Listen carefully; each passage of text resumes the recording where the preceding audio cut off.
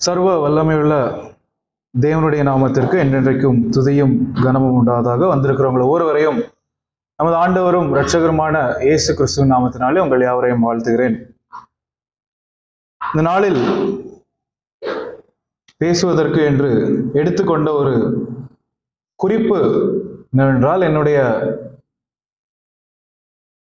வெளி தோற்றம் எப்படியாக இருக்கிறது, என்னுடைய செயல்களும் அதற்கு ஏற்றவையாக என்னுடைய தோற்றம் வெளியே எப்படி இருக்கிறது. பொதுவாக நம்மளுடைய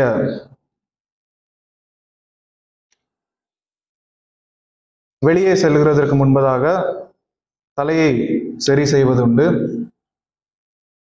மேக்கப் போடுவது உண்டு, முடி எப்படியாக இருக்க வேண்டும், கலைந்து இருக்கிறதா, சரியாக சீவி கொண்டிருக்கிறோமா, ஸ்ட்ரெயிட்டாக இருக்கிறதா, என்ன உடை அணிகிறோம், எந்த இடத்திற்கு செல்கிறோம். சபைக்கு செல்ல வேண்டும் என்றால் ஷர்ட் போடணும், டிஷர்ட் போடக்கூடாது, காலர் இருக்குதா, ஃபுல் ஹேண்ட் இருக்குதா, ஸ்கூலுக்கு போறோமா, ஹாஸ்பிட்டல் போறோமா, ஒவ்வொரு விஷயங்களையும் நாம் பார்த்து கொண்டு, செருப்பு போடக்கூடாது, ஷூ போடணும், அப்படி ஒவ்வொரு விஷயமாக நாம் பார்த்து தேர்ந்தெடுத்து செய்கிறோம். வயசான நபர் ஷார்ட்ஸ் போட்டுட்டு வந்தாருன்னா நமக்கு ஒரு மாதிரி இருக்கும். இல்லை, அவங்க வேஷ்டி தான் போடணும், பேண்ட் தான் போடணும். அப்படி ஒவ்வொரு விஷயங்களையும் நாம் பார்த்து பார்த்து பார்த்து என்னுடைய தோற்றம், என்னுடைய வெளி தோற்றம் எப்படியாக இருக்க வேண்டும்,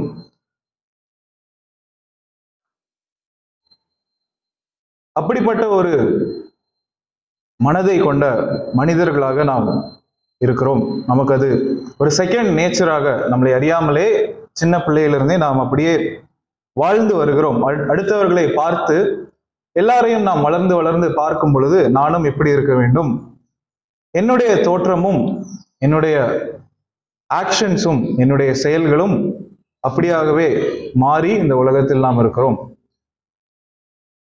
ஆனால் என்னுடைய கிறிஸ்தவ வாழ்க்கை இதே ஒரு கண்ணோக்கத்தில் என்னுடைய செயல்கள், என்னுடைய வெளி தோற்றம் எப்படியாக இருக்கிறது.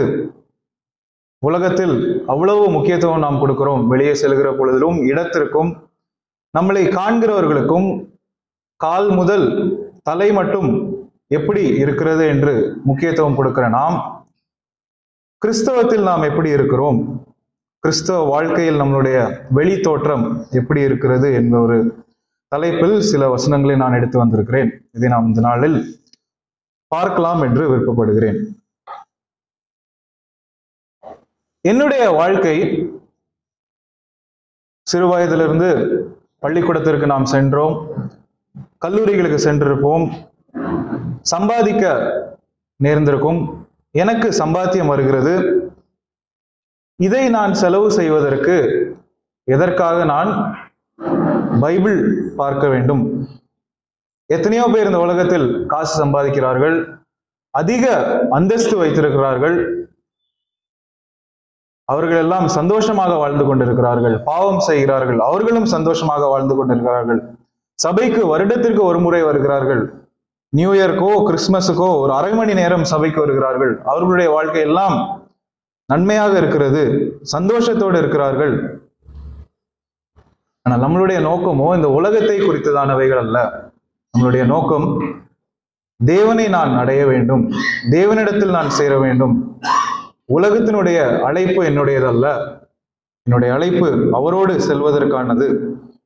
எபேசியர் 4வது அதிகாரம் நான் எப்படியாக வாழ வேண்டும் என்று வேதாகமம் எனக்கு கூறுகிறது என்றால், எபேசியர் 4வது அதிகாரம் எடுத்தவர்கள் வாசிக்கலாம். 4:31, 32 பக்கம் 227வது பக்கம். எபேசியர் 4:31, 32. சகல விதமான கசப்பும், கோபமும், மூர்க்கமும், கூக்குரலும், தூஷணமும் மற்ற எந்த துர்குணமும் உங்களை விட்டு நீங்க கடவுளே. சகல விதமான கசப்பும், சகல விதமான கோபமும், சகல விதமான மூர்க்கமும், சகல விதமான கூக்குரலும், சகல விதமான தூஷணமும், மற்ற எந்த துர்குணமும் உங்களை விட்டு நீங்க கெடுவது. ஒருவருக்கொருவர் தயவாயும் மன உருக்கமாயும் இருந்து கிறிஸ்துவுக்குள் தேவன் உங்களுக்கு மன்னித்தது போல நீங்களும் ஒருவருக்கொருவர் மன்னியுங்கள். முதலாவது 2 வசனங்களில் நாம் பார்க்கிறது என்னவென்றால், எந்த துர்குணமும், சகல விதமான ஒரு 5 விஷயங்களை குறித்துவிட்டு பின்பதாக அவர் எந்த துர்குணமும் உங்களை விட்டு நீங்க கெடுவது. ஒருவருக்கொருவர் தயவாயும் மன உருக்கமாயும் இருந்து கிறிஸ்துவுக்குள் தேவன் உங்களுக்கு மன்னித்தது போல நீங்களும் ஒருவருக்கொருவர் மன்னியுங்கள். எல்லா துர்குணமும் என்னை விட்டு நீங்க வேண்டும். கோபம், மூர்க்கம், கூக்குரல், தூஷணம், கசப்பு, அப்படி எந்த துர்குணமும் என்னிடத்தில் இருக்கக்கூடாது. அது மாத்திரம் இல்லாமல் கிறிஸ்து தேவனுக்குள் நம்மை மன்னித்தது போல நாமும் ஒருவருக்கொருவர் மன்னிக்க வேண்டும் என்று வேதாகமம் கூறுகிறது. நம்மளுடைய கோபம் எப்படியாக மாற வேண்டும் என்றால் 26வது வசனத்தை கூட நாம் வாசிக்கலாம். நான் வாசிக்கிறேன், நீங்கள் கவனியுங்கள். எபேசியர் 4:26. நீங்கள் கோபம் கொண்டாலும் பாவம் செய்யாதிருங்கள், சூரியன் அஸ்தமிக்கிறதற்கு முன்னாக உங்கள் எரிச்சல் தனிய கெடுவது. ஒரு நாளில் இந்த சூரியன் எப்படி அதனுடைய வெயில், அதனுடைய சூடு இரவு மறைகிறதோ அதே மாதிரி என்னுடைய கோபமும் மறைய வேண்டும், எல்லா துர்குணமும் மறைய வேண்டும். நான் பாவம் எனக்கு எதிராக யாராவது செய்திருந்தாலும் அந்த கோபம் தனீரது மாத்திரமல்லாமல் 32வது வசனத்தில் தேவன் உங்களுக்கு மன்னித்தது போல நீங்களும் ஒருவருக்கொருவர் மன்னியுங்கள் என்று வேதாகமம் நமக்கு கூறுகிறது. தீத்துவின் புஸ்தகத்தை கூட நாம் எடுத்துக்கொள்ளலாம். தீத்து 2வது அதிகாரம், தீத்து 2வது அதிகாரம் 12வது வசனத்தை வாசிக்கலாம். நாம் அவபக்தியையும் லௌகீக இச்சைகளையும் வெறுத்து தெளிந்த புத்தியும் நீதியும் தேவ பக்தியும் உள்ளவர்களால் இவ்வுலகத்திலே ஜீவனம் பண்ணி.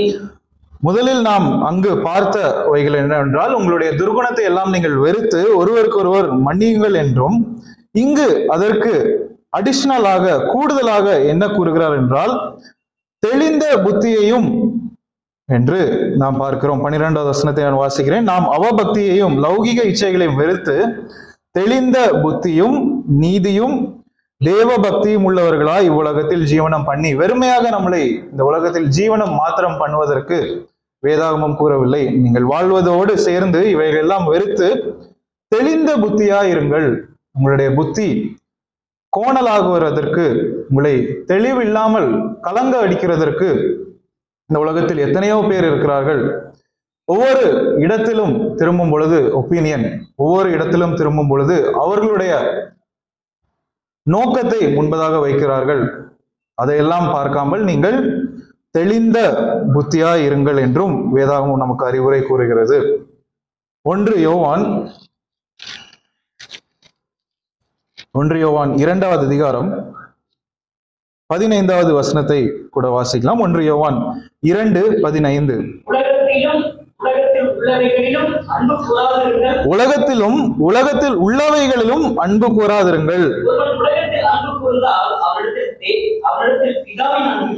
ஒருவன் உலகத்தில் அன்பு கூர்ந்தால் அவனிடத்தில் பிதாவின் அன்பு இல்லை. இப்போ நமக்கு ஒரு முக்கியமான ஒரு கேள்விக்குறியை வேதாகம் வைக்கிறது. எந்த அன்பு எனக்கு தேவைப்படுகிறது? வசனத்தின் கடைசி என்னவாக கூறுகிறது என்றால், உலகத்தில் அன்பு கூர்ந்தால் அவனிடத்தில் பிதாவின் அன்பு இல்லை. எந்த அன்பு? உலகத்தில் உள்ளவைகள் எனக்கு அன்பாக இருக்க வேண்டுமா? என்னுடைய அன்பு தேவனிடத்தில் இருக்க வேண்டுமா? என்னுடைய நோக்கம் இங்கு ஒரு கேள்விக்குறியாக இந்த வசனம் வைக்கிறது. உலகத்தில் உள்ளவைகள் தான் எனக்கு வேண்டும் என்றால் வசனம் கூறுகிறது என்னவென்றால் பிதாவின் அன்பு இல்லை என்று வசனம் கூறுகிறது. பிதாவின் அன்பு எனக்கு வேண்டும் என்றால் உலகத்தை வெறுக்க வேண்டும். உலகம் எனக்கு செகண்ட் ப்ரையாரிட்டியாக, 2வது ப்ரையாரிட்டியாக இருக்க வேண்டும். தேவன் எனக்கு வேண்டும் என்றால் இது அவசியம் என்று வேதத்தை முதலாவது கொண்டு உலகத்தை வெறுக்கும் பொழுது தேவனுடைய அன்பு என் மேல் இருக்கிறது என்று பார்க்கிறோம். என்னுடைய கோபம் தணிய வேண்டும். பிதா எனக்கு மன்னித்தது போல பிறருக்கு நான் மன்னிக்க வேண்டும். தெளிந்த புத்தியாய் நான் இருக்க வேண்டும். உலகத்தை வெறுக்கும் பொழுது தேவனுடைய அன்பு என் மீது இருக்கிறது. கொலோசியர் 3வது அதிகாரம். என்னுடைய உடை என்னவாக இருக்க வேண்டும்? உலகத்தில் நாம் பார்க்கிற ஒவ்வொரு உடைகளையும் நாம் பார்த்து பார்த்து போடுகிற மாதிரி வேதாகம் நமக்கு கூறுகிற உடை என்னவென்றால், கொலோசியர் 3வது அதிகாரம் 12-13வது வசனத்தை கூட எடுத்தவர்கள் வாசிக்கலாம். ஆகையால் நீங்கள் தேவனால் தெரிந்து கொள்ளப்பட்ட பரிசுத்தரும் பிரியுமாய் உருக்கமான இரக்கத்தையும் தயவையும் மனத்தாழ்மையும் சாந்தத்தையும் நீடிய பொறுமையும் தரித்துக் கொண்டு. நீடிய பொறுமையும், இப்படி மறுபடியும் நான் வாசிக்கிறேன் 12வது வசனம். ஆகையால் நீங்கள் தேவனால் தெரிந்து கொள்ளப்பட்ட பரிசுத்தரும் பெரியருமாய் உருக்கமான இரக்கத்தையும் தயவையும் மனத்தாழ்மையும் சாந்தத்தையும் நீடிய பொறுமையும் நீங்கள் தரித்து கொண்டு. நம்மளுடைய உடை இவையாக இருக்க வேண்டும் என்று வேதாகம் நமக்கு கூறுகிறது. உருக்கமான இரக்கம், தயவு, மனத்தாழ்மை, சாந்தம், நீடிய பொறுமை, இவை என்னுடைய உடையாக இருக்க வேண்டும். அதை நான் தரித்து கொள்ள வேண்டும். கிறிஸ்தவன் என்று சொல்லுகிற நான், என்னுடைய உடை இவையாக இருக்க வேண்டும். 13வது வசனத்தில், ஒருவரை ஒருவர் தாங்கி ஒருவர் பேரில் ஒருவருக்காக குறைபாடு உண்டானால் கிறிஸ்து உங்களுக்கு மன்னித்தது போல ஒருவருக்கொருவர் மன்னியுங்கள். இவை எல்லாம் என்னுடைய உடையாக இருக்க வேண்டும். உலகத்தில் நான் கொடுக்கிற முக்கியத்துவம், என்னுடைய உடைகளுக்கு நான் கொடுக்கிற முக்கியத்துவம், கிறிஸ்தவத்தில் என்னுடைய உடை என்னவாக இருக்கிறது? என்னை பார்க்கிறவர்கள் என்னுடைய குணம் பார்க்கிறார்கள், பேசுகிறதை பார்க்கிறார்கள், என்னுடைய நடக்கைகளை, என்னுடைய செயல்களை பார்க்கிறார்கள். அவர்களுடைய கண்களுக்கு இதை நான் தரித்து கொண்டிருக்கிறோமா? நீடிய பொறுமை என்னிடத்தில் இருக்கிறதா? சாந்தம், மனத்தாழ்மை, தயவு, உருக்கமான இரக்கம் இவை இருக்கிறதா என்னுடைய உடையில் என்று வேதாகமும் நம்மை பார்த்து கேட்கிறது. எபேசியரின் புஸ்தகத்தை கூட நாம் எடுத்துக்கொள்ளலாம். எபேசியர் 5வது அதிகாரம் 27வது வசனத்தை நான் வாசிக்கிறேன். கரை திரை முதலானவைகள், பக்கம் 268, எபேசியர் 5:27. கரை திரை முதலானவைகள் ஒன்றும் இல்லாமல் பரிசுத்தமும் பிழையற்றதுமான மகிமையுள்ள சபையாகிய அதை தமக்கு முன் நிறுத்திக் கொள்வதற்கும் தம்மை தாமே அதற்காக ஒப்புக் கொடுத்தார். நம்மை சபையாக, கரை திரை முதலானவைகள் ஒன்றும் இல்லாமல் பரிசுத்தமும் பிழையற்றதுமான மகிமை உள்ள சபையாக நாம் இருக்க வேண்டும் என்று தேவன் பிரியப்படுகிறார். ஒரு கரையும் இல்லாதபடிக்கு பரிசுத்தமாக இருக்க வேண்டும் என்று நாம் அழைக்கப்பட்டிருக்கிறோம். இன்னும் என்னுடைய கோபம் உள்ளே இருக்கிறதா? மற்றவர்கள் பார்க்கும் பொழுது என்னை எப்படி பார்க்கிறார்கள்? அவர்கள் கண்களில் நான் எப்படி இருக்கிறேன்? என்னுடைய தோற்றம் எப்படியாக இருக்கிறது? என்னுடைய ஆக்ஷன்ஸ், என்னுடைய செயல்கள் எப்படியாக இருக்கிறது? சிறு வயதிலிருந்து நாம் வளர்ந்திருக்கும் பொழுது அநேகரை நாம் பார்த்து வளர்ந்திருப்போம். குழந்தையாக இருக்கும் பொழுதோ அல்லது வளரும் பொழுதோ படங்களில் இவரை போன்று நான் இருக்க வேண்டும். பொலிட்டீஷியன்ஸ் பார்த்திருக்கலாம், நம்மளுடைய ஆசிரியர்களை பார்த்து வளர்ந்திருப்போம், அப்பா அம்மாக்களை பார்த்து வளர்ந்திருப்போம், ஃப்ரீடம் ஃபைட்டர்ஸ் அவர்களை கூட நாம் பார்த்து வளர்ந்திருக்கலாம். அவர்களைப் போல நான் இருக்க வேண்டும். என்னுடைய பேச்சுகளும் என்னுடைய செயல்களும் அவரை போல இருக்க வேண்டும். என்னுடைய நடக்கைகளும் அவரை போல இருக்க வேண்டும் என்று நாம் வாழ்ந்திருக்கலாம். ஆனால் கிறிஸ்தவத்தில் வேதாகமம் நமக்கு அப்படி கூறவில்லை. பிலிப்பியர் 2வது அதிகாரம் 14 முதல் 16 வசனத்தை கூட நாம் வாசிக்கலாம். பிலிப்பியர் 2:14, 15, 16.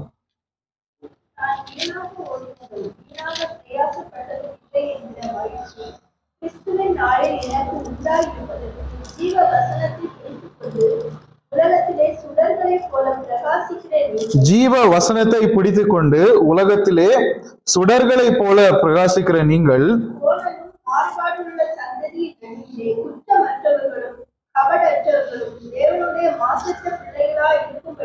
கோணலும் மாறுபாடுமான சந்ததியில் நடுவிலே குற்றமற்றவர்களும் கபடற்றவர்களும் தேவனுடைய மாசற்ற பிள்ளைகளாக இருக்கும்படிக்கு எல்லாவற்றையும் முறுமுறுப்பில்லாமல் தர்கிப்பும் இல்லாமலும் செய்யுங்கள். சுடர்களாய் இருக்க வேண்டும் என்று 14வது வசனத்தில் கடைசியில் நாம் பார்க்கிறோம். ஜீவ வசனத்தை பிடித்து கொண்டு உலகத்திலே சுடர்களை போல பிரகாசிக்கிற நீங்கள், நான் ஒரு ஒளியாக மற்றவர்களுக்கு வழி காட்டுகிற ஒரு சுடராக, அதுவும் வேதாகமே தெளிவாக 15வது வசனத்தில் கூறுகிறது, கோணலும் மாறுபாடுமான சந்ததியின் நடுவில் நீங்கள் இருக்கிறீர்கள். வேதாகமம் தெளிவாக கூறுகிறது, உன்னை சுற்றி இருக்கிறவர்கள் கோணலாக தான் இருப்பார்கள், அவர்கள் மாறுபாடு உள்ளவர்களாக தான் இருப்பார்கள். ஆனால் அவர்களுக்கு நடுவில் நீ ஒரு சுடராக வழிகாட்டியாக இருக்க வேண்டும். வேத வசனத்தை, ஜீவ வசனத்தை நீ பிடித்து கொண்டு உலகத்திலே சுடர்களை போல பிரகாசிக்க வேண்டும். 16வது வசனத்தில் எல்லாவற்றையும் முறுமுறுப்பில்லாமலும் தர்கிப்பில்லாமலும் செய்யுங்கள். ஐயோ, ஏன் எனக்கு மட்டும் இந்த கஷ்டம், நான் மட்டும் ஏன் கஷ்டப்படணும், அவங்க எல்லாம் சந்தோஷமா இருக்கிறாங்க, அவர்கள் உலகத்திற்குரியவர்களாக இருக்கிறார்கள், நம்முடைய அழைப்பு உலகத்திற்குரியதில்லை என்று மறுபடியுமாக நினைப்பூட்டுகிறேன். சுடர்களை போல இருங்கள். இருட்டிலே ஒரு மனிதன் நடக்கிறதற்கு அவனுக்கு வழிகாட்டியாக நாம் இருக்க வேண்டும். நம்மளை சுற்றிலும் கோணலாக மாறுபாடு உணர்வுகளாக இருக்கிறார்கள், அவர்கள் மத்தியில், அவர்கள் நடுவிலே குற்றமற்றவர்களாகவும் கபடற்றவர்களாகவும் மாசற்ற பிள்ளைகளுமாய் சுடர்களாய் இருக்க வேண்டும் என்று வேதாகமம் கூறுகிறது. எபேசியர் 4வது அதிகாரம் 17 முதல் 21 வசனங்களை நீங்கள் எடுத்துக்கொள்ளுங்கள். எபேசியர் 4வது அதிகாரம் 17 முதல் 21 வரை. 17வது வசனத்தை நான் வாசிக்கிறேன். ஆதலால் கர்த்தருக்குள் நான் உங்களுக்கு சாட்சியாய் சொல்லி எச்சரிக்கிறது என்னவெனில், மற்ற புறஜாதிகள் தங்கள் வீணான சிந்தையிலே நடக்கிறது போல நீங்கள் இனி நடவாமல் இருங்கள். நான் ஒரு சுடராக இருக்கும் பொழுது, ஒரு வழிகாட்டியாக இருக்கும் பொழுது, நான் அவர்களை பின்பற்றுவதல்ல, அவர்கள் என்னை பின்பற்ற வேண்டும். வழி சுடர் நானாக இருக்கிறேன், தேவனுடைய வழியை நான் பின்பற்றுகிறேன். அதை விட்டுவிட்டு மற்ற புறஜாதிகள் தங்கள் வீணான சிந்தையிலே நடக்கிறது போல நாம் நடக்கிறது இல்லை. வேதாகமம் நமக்கு கூறுகிறது என்றால், டோன்ட் வாக், அவர்களுடைய பாதையில் நடப்பதற்கு உங்களுக்கு அதிகாரம் இல்லை. அவர்கள் வீணான சிந்தையிலே நடக்கிறார்கள் என்று 17வது வசனம். மற்ற புறஜாதிகள் தங்கள் வீணான சிந்தையிலே நடக்கிறார்கள். வீணான ஒன்றுமே, ஒரு வேனிட்டி, வெறுமையான சிந்தனை. அந்த சிந்தனை உலகத்தின் சிந்தனை, நமக்கு கேட்பதற்கு இனிப்பாக இருக்கும். அவர்களுடைய வார்த்தைகள் நமக்கு ஒரு இனிப்பு, ஒரு பட்டர், கேட்பதற்கு இனிமையாக இருக்கும். ஆனால் நம்மளுடைய நோக்கமோ, வசனம் 1 நாம் வாசிக்கலாம். எபேசியர் 4:1. ஆதலால் கர்த்தர் நிமித்தம் கட்டுண்டவன் ஆகிய நான் உங்களுக்கு சொல்லுகிற புத்தி என்னவெனில், நீங்கள் அழைக்கப்பட்ட அழைப்புக்கு பாத்திரவான்களாய் நடந்து, என்னுடைய அழைப்பு என்னவாக இருக்கிறது என்பதை அறிந்து அதற்கு ஏற்ப நான் நடக்க வேண்டும் என்று வசனம் கூறுகிறது. நம் ஒவ்வொருவர் கையிலும் வேதாகமம் இருக்கிறது, நம்மளுடைய மொழியில் இருக்கிறது, புரிதலான தெரிந்த தமிழில் இருக்கிறது. புரியவில்லை என்றாலும் கேட்பதற்கு ஆட்கள் இருக்கிறார்கள். அதையெல்லாம் விட்டுவிட்டு என்னுடைய நடக்கை வீணான சிந்தையில் நடக்கிறவர்கள் பின்பதாக இருக்கக்கூடாது. என்னுடைய நடக்கை, எனக்கு வந்திருக்கிற அழைப்பு தேவனிடத்தில் செல்வதற்கு, அதற்கு வழிகாட்டி வேதாகமமா இருக்கிறது. இந்த வேதாகமத்தில் என்ன இருக்கிறதோ அதை நான் செய்ய வேண்டும். அதை நான் செய்யும் பொழுது என்னுடைய அழைப்புக்கு ஏற்ப நான் வாழ்கிறேன். 18வது வசனத்தை நான் வாசிக்கிறேன். எபேசியர் 4:18. அவர்கள் புத்தியில் அந்தகாரப்பட்டு தங்கள் இருதய கடினத்தினால் தங்களில் இருக்கும் அறியாமையினாலே தேவனுடைய ஜீவனுக்கு அந்நியராய் இருந்து, அவர்களுடைய புத்தி அந்தகாரப்பட்டு இருக்கிறது, இருட்டாக அடைந்திருக்கிறது, அவர்களுடைய இருதயம் கடினப்பட்டு இருக்கிறது. தங்களில் இருக்கும் அறியாமை அவர்களுடைய இருதயத்தை கடினப்படுத்துகிறது. தேவனிடத்திலிருந்து விலகி இருக்கிற அவர்கள் 18வது வசனம், தேவனுடைய ஜீவனுக்கு அந்நியராய் இருக்கிறார்கள் என்றும். இப்படி 3 காரியங்களை அவர்களை குறித்து கூறுகிறது. ஆனால் அப்படிப்பட்டவர்களை நாம் பின்னோக்கி நடந்து சென்றிருக்கிறோமா? நம்மளுடைய நடக்கை அவர்கள் பின்பதாக இருக்கிறதா அல்லது வேதாகமம் பின்பதாக இருக்கிறதா?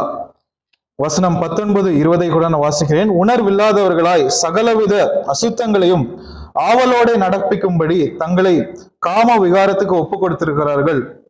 20வது வசனம், நீங்களோ இவ்விதமாய் கிறிஸ்துவை கற்றுக்கொள்ளவில்லை. கிறிஸ்துவை பற்றி நாம் வேதாகமத்தில் படித்து கொண்டு விட்டு வேதாகமம் இப்படியாக ஒரு வசனத்தை கூறினால் அதை விட்டு இல்லை, அந்த ஒரு நபர் இப்படி எனக்கு கூறியிருக்கிறார், அவர்கள் ஒரு 1000 பேர் இப்படி செய்கிறார்கள், ஒரு 2000 பேர், 10,000 பேர், 1,00,000 பேர், உலகம் முழுவதுமாக இதை செய்கிறது என்று அவர்கள் பின்மாடி போவதற்கு நமக்கு இடம் இல்லை. வேதாகமம் இப்படியாக கூறுகிறது என்றால், தேவனை, இயேசு கிறிஸ்துவை நாம் இப்படியாக கற்றுக்கொண்டிருக்கிறோம் என்றால் அதை செய்வதற்கு மாத்திரமே வேதாகமம் நமக்கு கட்டளையாக கூறுகிறது. வசனம் 21 கூட நான் வாசிக்கிறேன். இயேசுவினிடத்தில் உள்ள சத்தியத்தின்படியே நீங்கள் அவரிடத்தில் கேட்டு அறிந்து அவரால் போதிக்கப்பட்டீர்களே. இயேசு கிறிஸ்து எனக்கு எல்லாமே சொல்லிக் கொடுத்த பின்பதாக, வசனத்தில் எல்லாமே இருப்பதற்கு பின்பதாகவும், என்னுடைய பாஷையில், என்னுடைய மொழியில் எனக்கு புரிந்த வசனமாக இருக்கும் பொழுதும் என்னுடைய நடக்கைகள் வீணான சிந்தையில் நடக்கிற புறஜாதிகளுக்கு பின்பதாக இருக்கும் என்றால் நம்மை நாமே கேட்டு சோதித்து அறிகிற ஒரு நிலையில் நாம் இருக்கிறோம் என்று தள்ளப்படுகிறோம். 2 கொரிந்தியர் 5வது அதிகாரத்தை கூட நாம் எடுத்துக்கொள்வோம். 2 கொரிந்தியர் 5வது அதிகாரம் 17வது வசனத்தை நாம் வாசிக்கலாம்.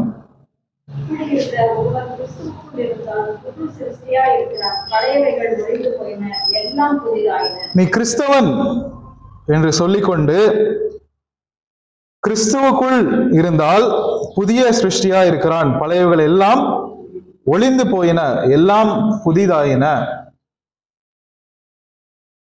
உன்னுடைய பழையவைகளை நீ களைய வேண்டும், மனிதன் மாற்ற வேண்டும், அவனுடைய மனித வழிகளை மாற்றி தேவனுடைய வழி என்னவாக இருக்கிறது என்றோ அதற்கு ஏற்ப அவன் வர வேண்டும். அதை விட்டுவிட்டு இல்லை, எனக்கு அதுல கொஞ்சம் மாத்தணும், தேவனுடைய வார்த்தை இப்படியாக கூறுகிறது என்றால் அதில் ஒரு சிறிய மாற்றம் மாத்திவிட்டு அதில் நான் வரும் பொழுது அது தேவனுடைய வழியாக இல்லை, மறுபடியும் நான் மனிதனுடைய வழிக்காகவே செல்கிறேன். மனிதனுடைய வழியை களைந்து புதிய வழியாக நான் மாற வேண்டும், தேவனுடைய வழியில் நான் வர வேண்டும். நாம் எல்லாரும் ஒரே குடும்பமாக இருக்கிறோம். கலாத்தியர் 3:28 நாம் வாசித்து மறுபடியும் 2 கொரிந்தியருக்கு வரலாம். கலாத்தியர் 3:28.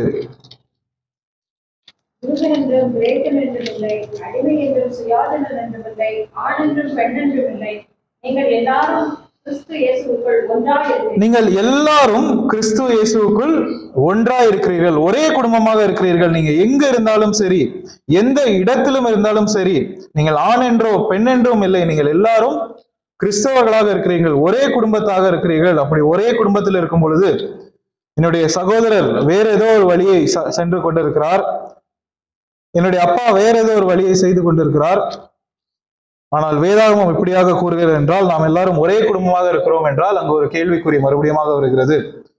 வேதாகமம் தெளிவாக கூறுகிற பொழுது நாம் எல்லாரும் ஒரே குடும்பமாக கிறிஸ்தவளாக இருக்கும் பொழுது வேதாகமம் என்ன கூறுகிறதோ அதை நான் செய்ய வேண்டும். மறுபடியும் உங்கள் வேதாகமத்தில் 2 கொரிந்தியர் 5வது அதிகாரத்துக்கு திருப்புங்கள்.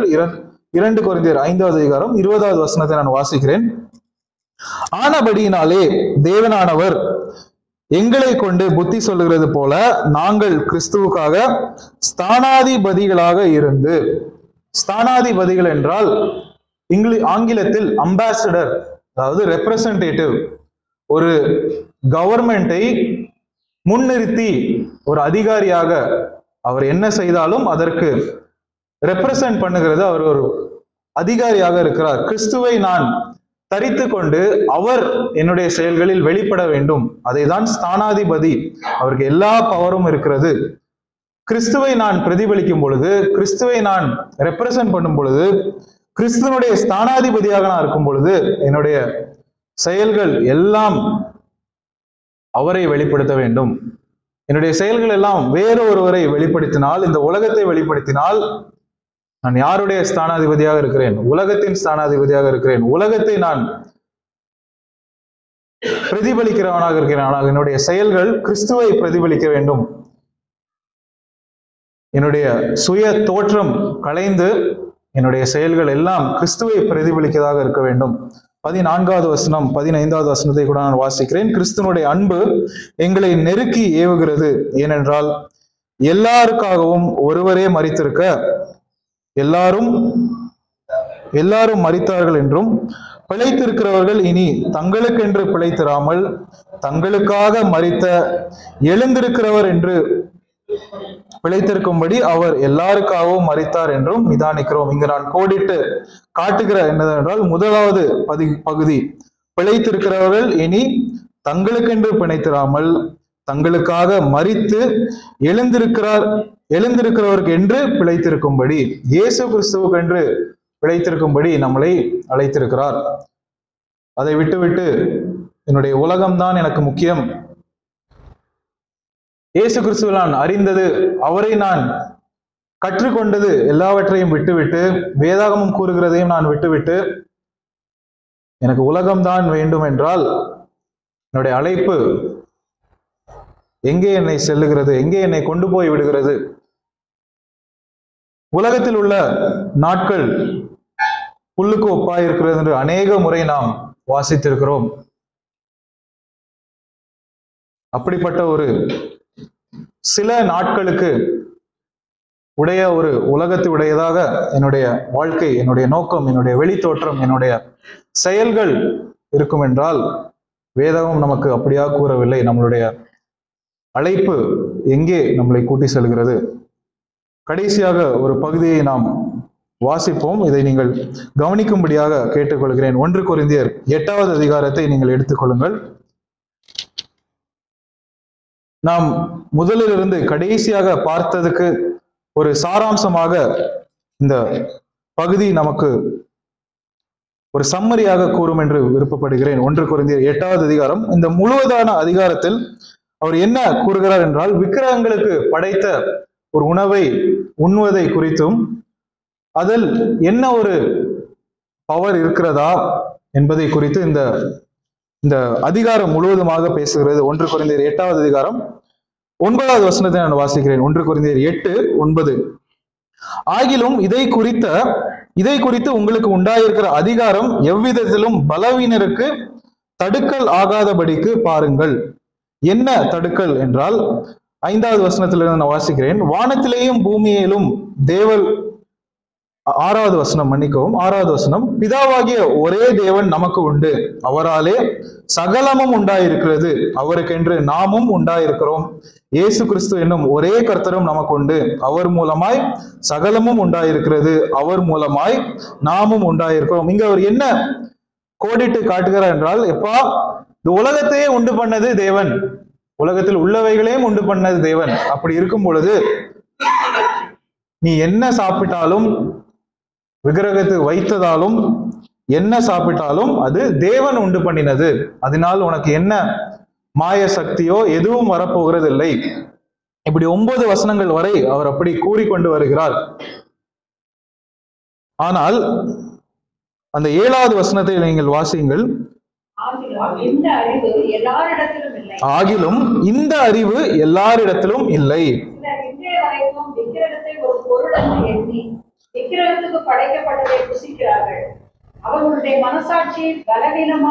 அவர்களுடைய மனசாட்சி பலவீனமாய் இருப்பதால் அசூசிப்படுகிறது. எல்லாவற்றையுமே உண்டு பண்ணினது தேவன், உலகத்தை உண்டு பண்ணினவர் தேவன், உலகத்தில் உள்ளவைகளையும் உண்டு பண்ணினவர் தேவன்.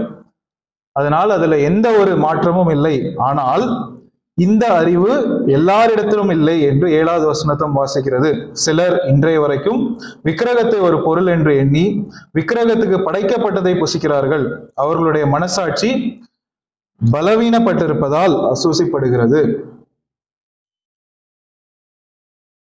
சாப்பிடுகிறதுனால் உனக்கு ஒரு பிரச்சனையும் இல்லை என்று வேதாகமம் தெளிவாக இந்த வசனம் வரை கூறுகிறது. ஆனால் என்ன ப்ராப்ளம் என்றால் 10வது வசனத்திலிருந்து 13வது வசனத்திலிருந்து நான் வாசிக்கிறேன். 10லிருந்து 13 வரை நீங்கள் வேதாகமத்தை எடுத்துக்கொள்ளுங்க. இந்த 3-4 வசனத்தை நாம் வாசித்து முடித்து விட போகிறோம். நீங்கள் கவனிக்கும்படியாக கேட்டுக்கொள்கிறேன். 10வது வசனம், எப்படி எனில் அறிவுள்ளவனாகிய உன்னை விக்கிரக கோவிலிலே பந்தி இருக்க ஒருவன் கண்டால் பலவீனனாய் இருக்கிற அவனுடைய மனசாட்சி விக்கிரகங்களுக்கு படைக்கப்பட்டவர்களை புசிப்பதற்கு துணிவு கொள்ளும் அல்லவா.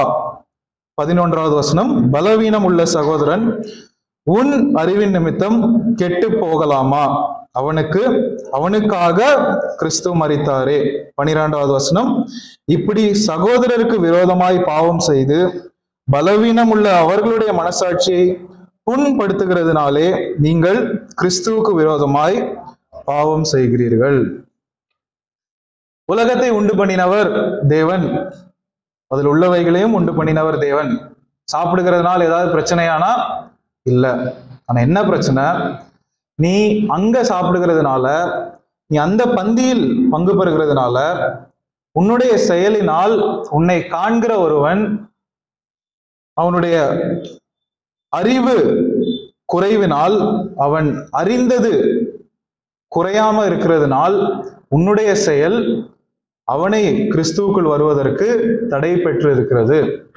உன்னுடைய செயல்கள், இதுதான் முதலிலிருந்து நான் கோடிட்டு காட்ட விருப்பப்படுகிறேன். நம்மளுடைய செயல்கள் கிறிஸ்தவன் என்று சொல்லிக்கொண்டு பிறருக்கு சுடராக இருக்கிற நாம் ஒரு செயலை செய்யும் பொழுது அதை காண்கிற ஒருவர் நம்மளுடைய செயலினால் கிறிஸ்துவுக்குள் வராமல், கிறிஸ்தவத்துக்குள் வராமல் போகும் பொழுது அது பாவமாக மாறுகிறது.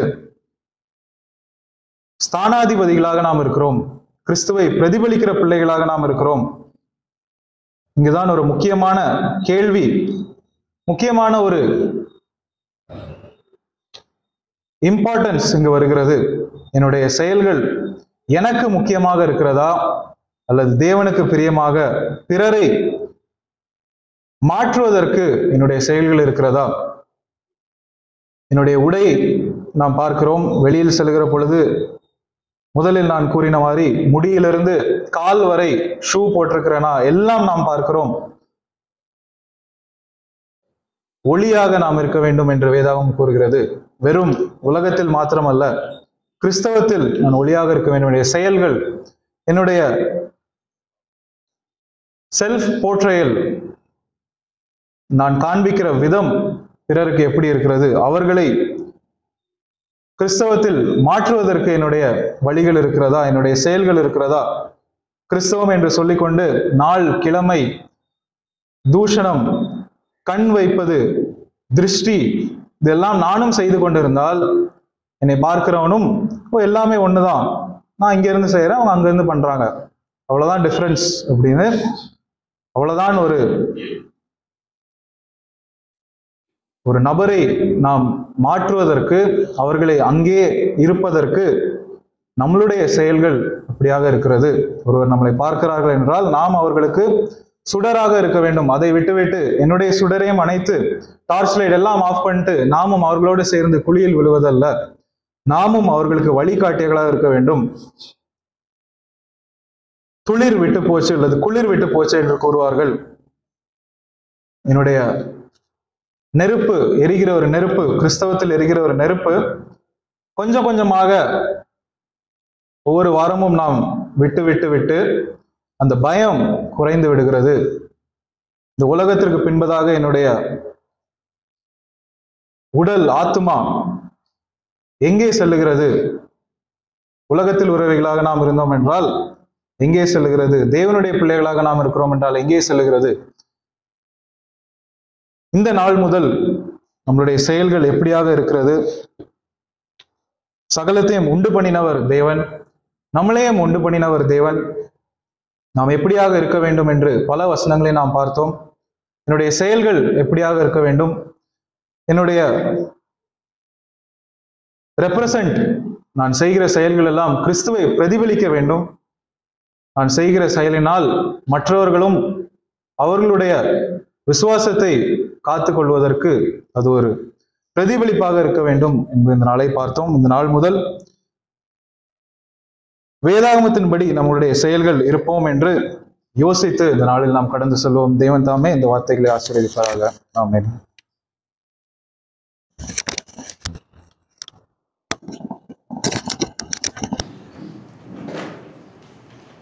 என்